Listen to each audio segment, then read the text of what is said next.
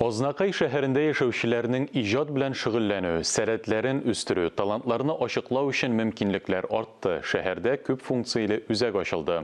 Яңа юл микрорайонында 30 урам исәпләнә. Анда 3000-нән артык кеше яши. Шул исәптән җир кишәрлекләр алган күп балалы гаиләләр дә бар. Шуңа күрә тантаналы шартларда кызыл тасманы кисәргә үзәкнең булачак төп хуҗалары сабыйларга ышанып тапшырдылар.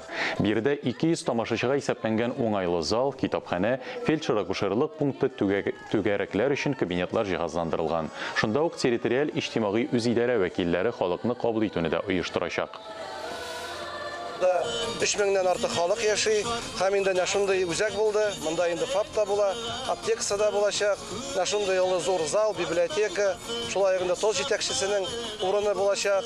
Анда инде бик күп балалар, бик күп яшьләр, һәм инде менә барыбызны да шундый матур вакыйга белән тәбрик итәм. Бу инде үзәк центр халыкка тәрбия ягыннан да, һәм инде яшьләребез өчен дә шундый бер ял урыны булачак. Монда инде төрле концертлар, төрле чаралар үткәрергә була.